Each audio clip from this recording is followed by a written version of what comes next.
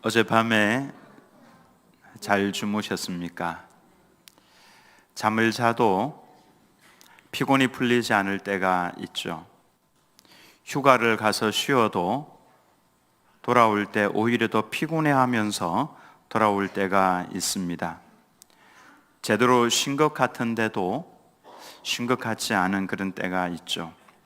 환경을 바꾸어 보아도 집의 가구들을 바꾸고 머리를 또 새롭게 하고 심지어는 직장을 옮기고 해보아도 무기력함이 끝나지 않는 그런 때가 있습니다. 이것은 단순히 육적인 문제가 아니라 영적인 문제일 가능성이 매우 높습니다.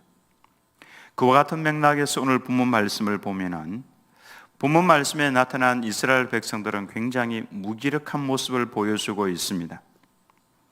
왜 그랬겠습니까? 배경은 이스라엘 백성이 바벨론의 포로로 끌려가던 그 시대를 배경으로 하고 있습니다.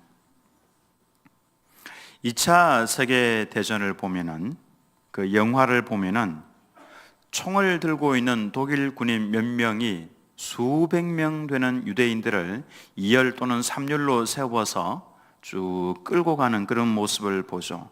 그리고는 구덩이를 파괴하고 그 앞에 1열로 세워서는 총으로 쏘아서 죽입니다. 그리고는 그 구덩이 속에 굴러떨어지게 하는 것이죠.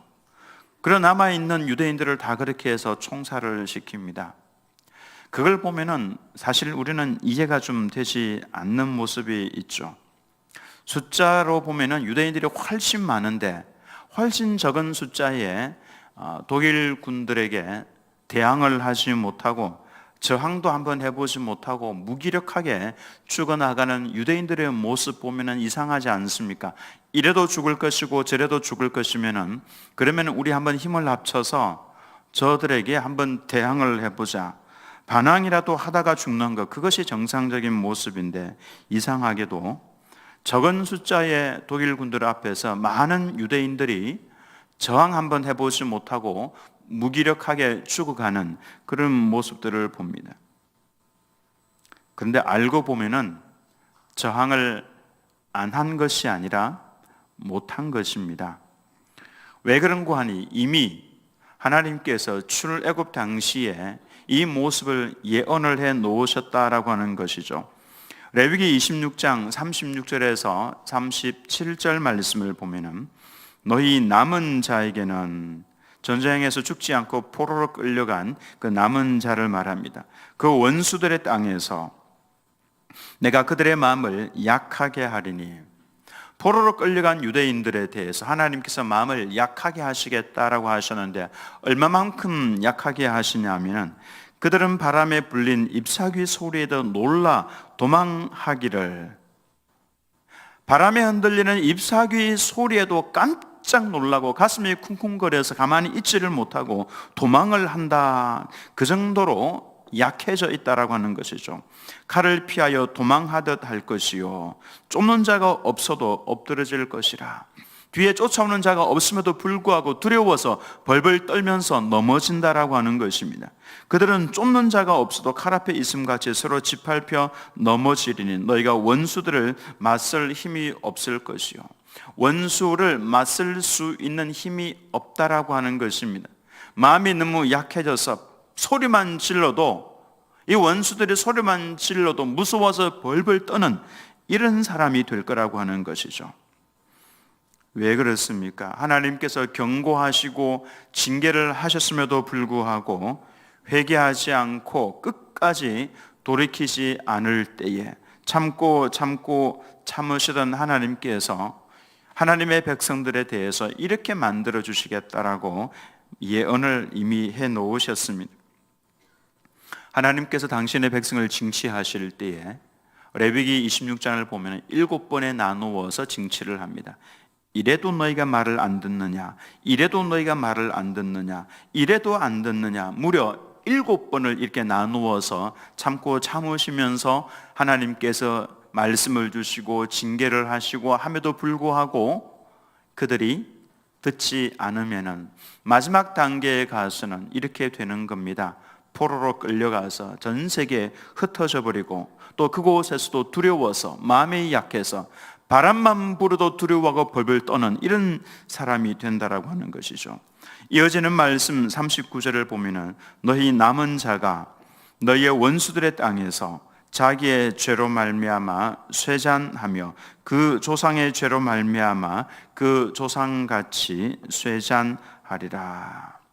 내가 지은 죄 때문에 무기력하고 또 조상들이 아버지, 어머니, 할아버지, 할머니가 지은 죄의 그 영향을 받으면서 무기력해지는 거죠.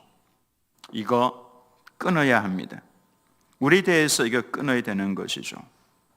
우리는 하나님이 어떤 분이신지를 알아야 합니다. 하나님께서는 참고 참으시다가 공의를 베푸셔서 이렇게 징계를 하시는 분이시기도 하지만은 또한 더불어서 사랑의 마음을 가지고 용서의 마음을 가지고 품어주시는 분이시다라고 하는 것도 우리가 알아야 합니다.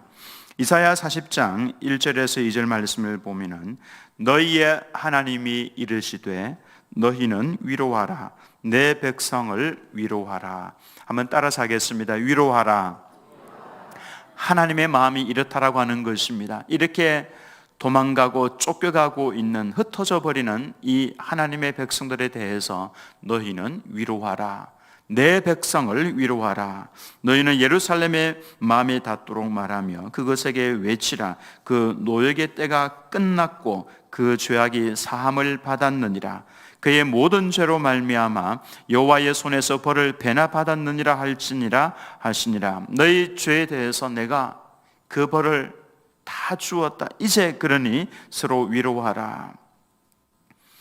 죄책감에 시달리는 영혼들에게, 그래서 밤에 잠을 잘 이루지 못하고 있는 그 영혼들에게 이것보다도 더 감격스럽고 이것보다도 더 기쁜 소식이 어디에 있겠습니까? 물론 죄는 용서를 받는다 할지라도 죄책감이 남아 있기 때문에 그것 때문에 우리가 무력해질 수 있습니다. 상처가 남아 있는 것이죠. 셰익스피어의 맥베드라고 하는 소설을 보면은 맥베드가 어느 날 왕을 살해합니다. 사람을 죽이고 두 발을 뻗고 잠을 잘 수 있는 사람이 어디에 있겠습니까?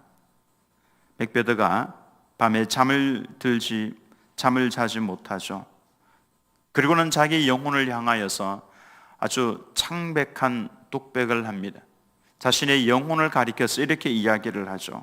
오 너여, 너는 잠을 죽였도다. 천진난만한 잠이여, 고민이 엉킨 실타래를 풀어주는 잠이여, 피곤을 풀어주던 잠이여, 그런데 너는 잠을 죽였도다.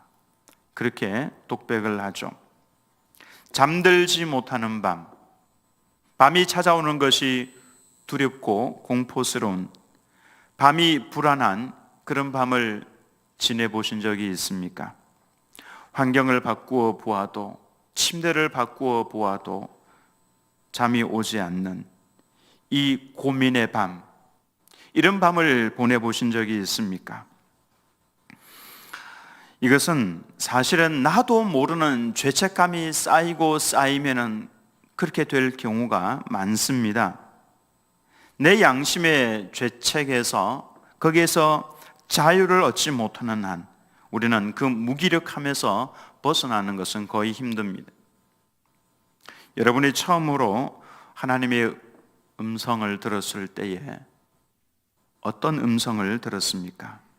교회에 처음 나온 것이 아니라 십자가 아래에서 주여 나의 하나님, 나의 아버지 하고 부르고 있을 때에 하나님께서 처음으로 내게 다가오셔서 나를 감싸 안아주시면서 내게 들려주셨던 그 음성, 깨닫게 해주셨던 그 음성 무엇이었습니까? 나는 죄인이다 라고 하는 것을 깨닫게 해주셨죠. 그래서 그 밤에 통곡을 하면서 회개하고 울고 나면은 그때 또 들려오는 하나님의 음성이 있습니다.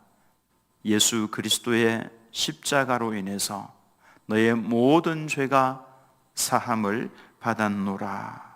이제 예수 그리스도 안에 있으면 너는 더 이상 정죄함이 없다라고 하는 음성이 아니었습니까? 죄 사함을 받고 죄의 흔적에서, 죄책감에서 우리를 사해 주시는 하나님의 그 음성을 듣는 순간, 우리는 그 순간을 잊을 수가 없을 겁니다. 내 노역의 때가 끝이 났고 그 죄악이 사함을 받았느니라. 이것이 하나님께서 우리를 향하신 주님의 선물이다라고 하는 것입니다. 이 사함의 메시지, 용서의 메시지가 내 가슴 속에 새겨지는 그때 우리는 무기력함에서 벗어날 수가 있는 것이죠. 죄악이 쌓이고 쌓이면은, 또 죄책감이 나를 짓누르고 있으면은 우리는 어쩔 수 없이 무기력해질 수밖에 없는 것입니다. 이스라엘 백성들이 무기력했던 또 다른 이유는요, 꿈을 잃어버렸기 때문에 그렇습니다. 꿈. 그들이 바벨론의 포로로 끌려왔을 때는 꿈이 있었습니다. 이제 우리가 왜 이 고통을 당하고 왜 이렇게 포로로 끌려왔는지 그 이유를 알기 때문에 그들은 하나님 앞에 엎드려서 회개했습니다. 하나님, 우리가 잘못했습니다. 우리와 우리 조상의 죄악으로 인해서 우리가 이 고통을 당하는데 이제 우리를 용서해 주시기를 바랍니다 하면서 그들은 이제 꿈을 가지면 머지않아 이 포로 생활이 끝이 나고 우리의 고향 예루살렘으로 돌아가서 무너져버린 성전을 건축을 하고 하나님 앞에 온전한 예배를 드릴 것이다. 이제 이전과는 다르게 거룩한 삶을 살 것이다. 꿈에도 그리던 고향 예루살렘으로 돌아가기 위한 꿈을 그들은 가지고 있었습니다. 그래서 힘들고 어려운 그 노예 생활을 잘 견뎌낼 수가 있었죠. 성전은 없지만은 그들은 시나고게라고 하는 회당을 만들어서 그곳에 모여서 하나님을 예배했습니다. 예루살렘 성전을 생각을 하면서 그곳에서 하나님을 예배하면서 자녀들에게 하나님의 말씀을 전수를 해 주었습니다. 그러면서 기도하며 기다렸죠. 그들은 꿈과 희망을 버리지 않았습니다. 그런데 10년이 지나가고 20년이 지나가고 30년이 지나가고 40년이 지나감에도 불구하고 예루살렘으로 돌아갈 수 있는 길이 전혀 열리지 않으니까 그들은 이제 그 꿈을 상실하기 시작했습니다. 나도 모르는 사이에 이 일을 해도 저 일을 해도 무기력함 가운데 빠져들어간 겁니다. 우리 민족도 마찬가지 아닙니까? 하나님, 이 민족을 통일시켜 주옵소서. 이 민족에게 통일을 허락해 주옵소서. 10년을 기도하고 20년을 기도하고 30년을 기도하고 40년, 50년, 60년을 기도하다가 오늘에까지 이른 것 아닙니까? 아직까지도 통일이 이루어지지 않는 것을 보면서 이제 통일에 대한 꿈을 놓아가기 시작했습니다. 상실하기 시작했습니다. 북한을 위해서 기도하지만 그 기도가 공허하고 형식적인 것으로 마음이 떠나버린 그런 기도로 전락을 해버렸습니다. 무기력한 기도가 된 것이죠. 저 북한에 지하교회 성도들이 아직까지도 남아있을까? 점차 이스라엘 백성들은 메시아에 대한 꿈을 상실해 가기 시작했습니다. 이스라엘 백성들은 이상하게도 하나님의 백성이면서 선민이라고 하는 이 특권을 가지고 있으면서도 역사를 보면은 참으로 이 지구상에는 어떤 민족보다도 고난을 많이 받았습니다. 전 세계로 흩어져서 나라 자체가 사라져버리기도 했고 전 세계에 흩어져서 그곳에서 멸시를 당하고 무시를 당하고 어려움 가운데 유대인들은 살아왔습니다. 이상하지 않습니까? 그럼에도 불구하고 그들 마음속에는 메시아가 오시면은 우리 민족을 살려주실 것이다. 우리를 다시금 나라를 회복을 시켜줄 것이고 저들에게서 우리 민족을 지키고 보호해 줄 것이고 장차 우리 민족의 전 세계를 지배하게 될 것이다. 이런 꿈을 가지고 있었는데 그들은 대체 언제 메시아가 오십니까? 메시아에 대한 꿈을 상실하기 시작했습니다. 그래서 메시아에 대한 기대감조차도 그들은 많은 유대인들이 잃어버렸습니다. 지금 유대인들을 보면요, 그냥 일반 유대인들과 그리고 정통 유대인들로 나뉘어져 있는데 정통 유대인들은 그렇게 많지 않습니다. 그들은 아직도 메시아에 대한 기대감을 가지고 있고 일반 유대인들은 보통 사람들보다도 더 타락한 그런 삶을 살고 있습니다. 메시아에 대한 기대감이 사라져버린 것이죠. 본문 27절을 한번 보시기 바랍니다. 야곱아 어찌하여 네가 말하며 이스라엘아 네가 이르기를 내 길은 여호와께 숨겨졌으며 내 송사는 내 하나님에게서 벗어난다 하느냐. 이것이 당시 이스라엘 백성들의 마음이었습니다.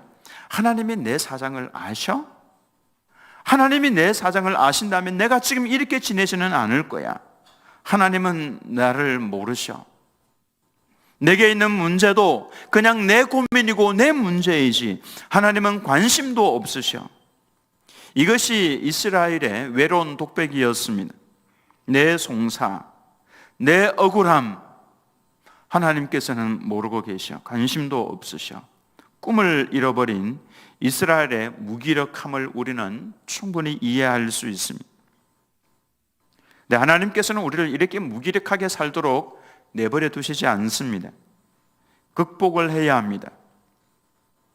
어떻게 극복을 할 수 있습니까? 그 방법을 살펴보기 전에 이스라엘 백성들이 무기력함을 벗어버리고 그들이 극복을 한 모습, 그 모습이 어떤 모습인지를 먼저 한번 보여주고 싶습니다. 정말로 멋진 모습이죠. 하나님께서는 우리가 이렇게 살아가기를 원하신다라고 하는 것입니다. 31절 말씀을 다 같이 한번 읽겠습니다. 시작. 오직 여호와를 앙망하는 자는 새 힘을 얻으리니 독수리가 날개치며 올라감 같을 것이요 다른 박질하여도 곤비하지 아니하겠고 걸어가도 피곤하지 아니하리로다. 여기에 복음이 있는 겁니다. 무기력함은 극복이 될 수가 있습니다. 우리는 무기력하게 살 필요가 없는 것입니다. 왜냐하면 하나님께서 그걸 원하시기 때문에 그렇습니다.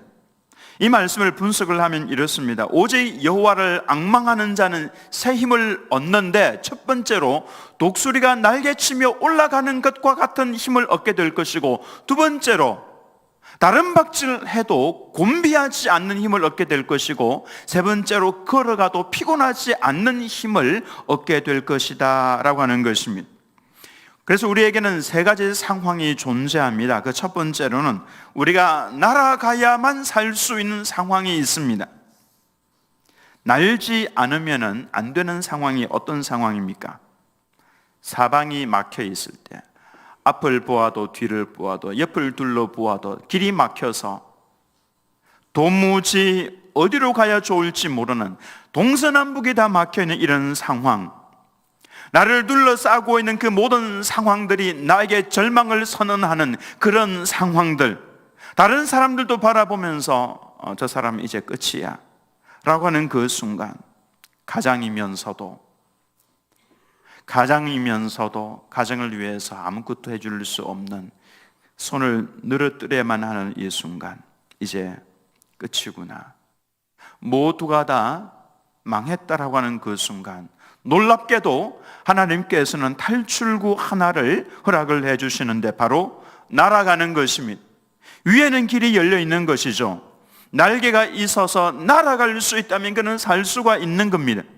근데 하나님께서는 독수리가 날개치며 올라가는 것과 같은 힘을 공급을 해주시겠다고 약속을 하셨습니다. 이것은 사람의 약속이 아니라 하나님의 약속입니다.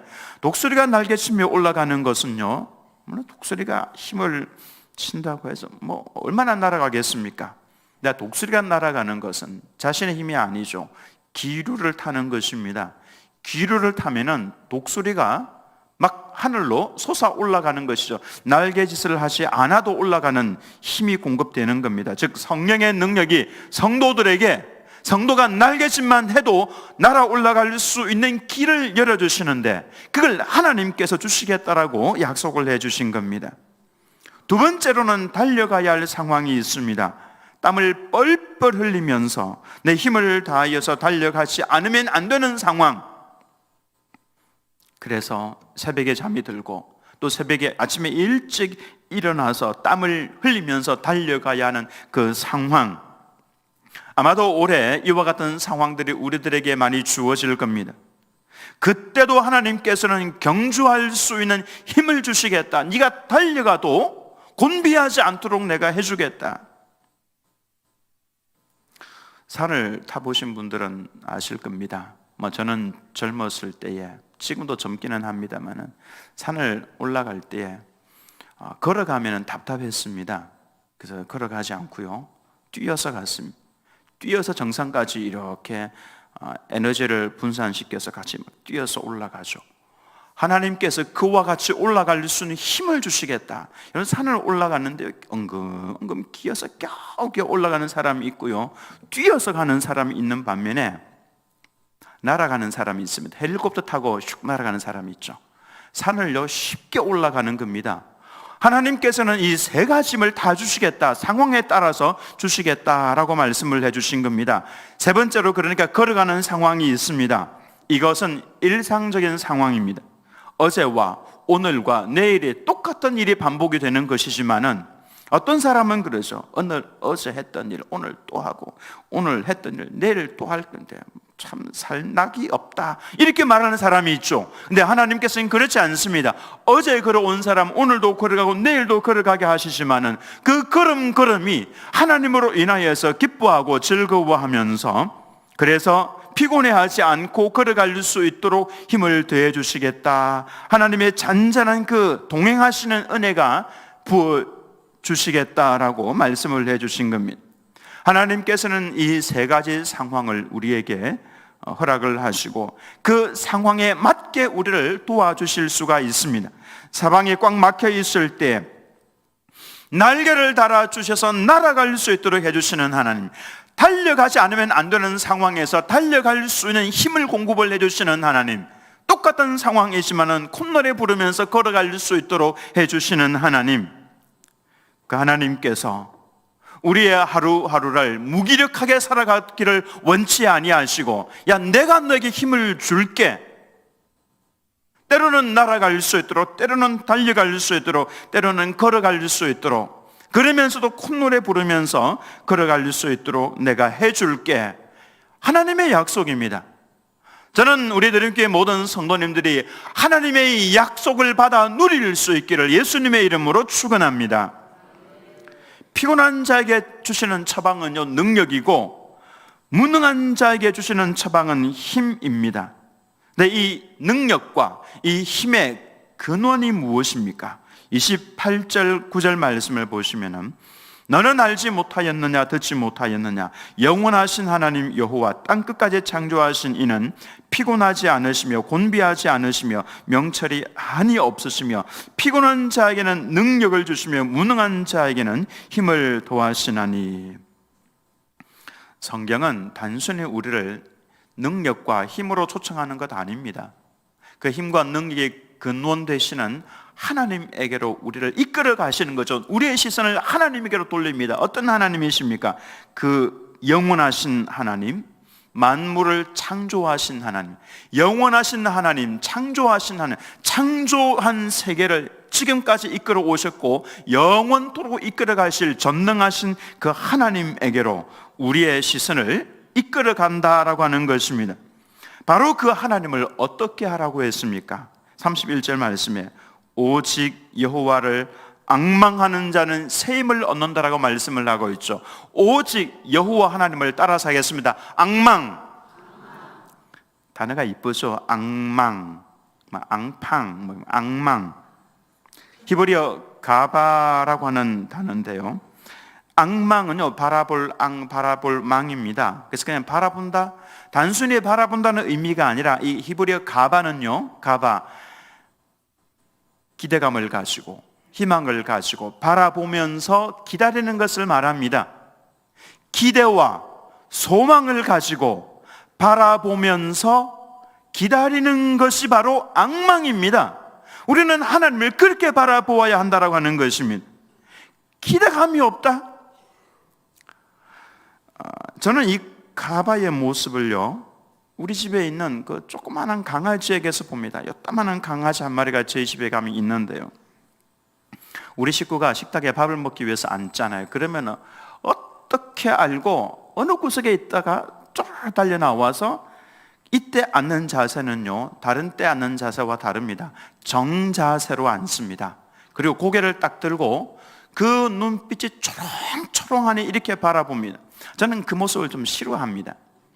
왜 제가 밥을 먹는데 걔가 왜 자꾸 나를 또릿또릿하게 쳐다보는지, 그래서 저는 잘 안 쳐다보려고 그러는데, 이 강아지가 얼마나 이렇게 바라보는지, 고개도 안 아픈지 끝까지 바라봅니다. 우리가 밥을 다 먹을 때까지. 그럼 제 아내가 하는 말이 있습니다. 저렇게 보고 있는데 어찌 안 줄 수가 있는가? 저렇게 보고 앉아 있는데 어찌 안 줄 수가 있는가? 그러고는 밥을 다 먹고 일어나서 간식 있는 자리로 가죠. 그러면은 제 아내를 따라가고 있는 그 강아지의 발걸음이요, 얼마나 총총총 꼬리를 흔들면서, 놀라지 마십시오. 그 강아지의 나이가 16살입니다. 사람으로 하면은 100살이 된 겁니다. 100살. 그래서 귀가 안 들립니다. 불러도 대답 없는 이름이요. 불러도 쳐다보지 않습니다. 시력만 좀 남아 있죠. 이런 개가 어슬렁 오는 것도 아니고요, 밥 먹을 때 정자세로 앉아서 쳐다보는 거, 그리고 간식을 주기 위해서 걸어가면 그렇게 총총총, 그러니까 제가 보면서 느낍니다. 나는 개만도 못한 사람이구나, 그런 생각을 합니다. 내가 과연 내 아버지 하나님을 바라볼 때에 저런 기대감을 가지고, 저런 눈동자를 가지고 쳐다보고 있었는가? 그리고 하나님께서 내게 주실 때 내가 저렇게 기뻐하고 즐거워하면서 총총총 거리면서 주인을 따라가는 저 개처럼 저렇게 내가 했는가? 제가 자책합니다. 개를 보면서, 나는 저 개보다도 못한 존재구나. 하나님을 우리가 그렇게 앙망한다면은, 내가 그렇게 하나님을 앙망하고 있다면은, 기대와 소망을 가지고 하나님을 그렇게 바라보면서 기다리고 있다면은, 하나님께서는 약속을 하셨죠. 네가 독수리가 날아 올라가는 것처럼 힘을 내가 주겠다. 달려가도 곤비하지 않는 힘을 주겠다. 걸어가도 피곤하지 않는 힘을 내가 너에게 허락해 주겠다. 어찌 안 줄 수가 있겠습니까?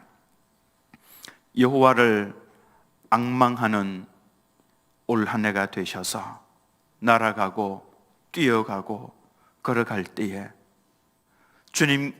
주님으로 인해서 콧노래를 부르면서 좋아서 어쩔 줄 몰라 하며 총총거리면서 살아가는 올 한 해 만들어 가시기를 예수님의 이름으로 축원합니다.